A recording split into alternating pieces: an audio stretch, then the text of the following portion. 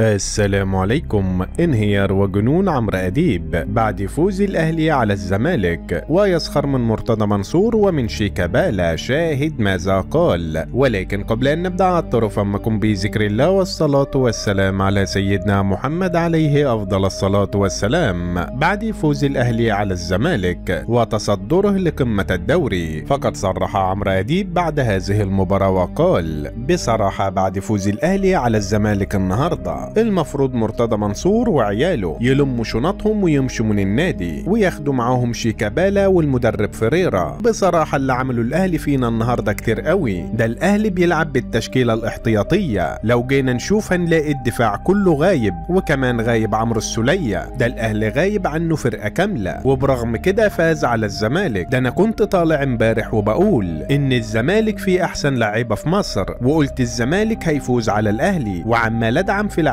الزمالك عشان تخلى عندها دم وتفوز على الأهلي. بس هو كده، الزمالك لازم يحرق دم الجمهور. ده جمهور الأهلي لو سألته قبل الماتش هيقول لك لو اتعادلنا يبقى كويس. أنا عايز بس لعيبة الزمالك تبص على لعيبة الأهلي وتشوفها بتلعب برجولة ازاي. الموقف ده حصل قبل كده في كأس العالم للأندية السنة اللي فاتت، وشوفنا الأهلي عمل ايه بالصف التاني، أخد تالت العالم. مش احنا يا زمالك طلعنا من الكاس وعمالين نتغلب من أسوان ونتعادل مع الداخلية. بصراحة تشجيع الزمالك بقى مقرف. أنا خلاص هكبر دماغي واريح بالي بعد كده واشجع النصر السعودي اللي بيلعب له كريستيانو رونالدو. أنا مش هحرق دمي عشان لعيبة بتتعاطى منشطات. أنا عايز أقول لمرتضى منصور، هو ليه فتوح ملعبش النهاردة؟ ولا خايف عليه من كشف المنشطات؟ بس بصراحة والله أنا مبسوط من لعيبة الأهلي لأنها عندها دم وبتحترم جمهورها. ومبروك الفوز للأهلوية. وفي النهاية لو أنت محب للنادي الأهلي اضغط لايك على هذا الفيديو، ولا تنسى الاشتراك في القناة ليصلكم جديدنا.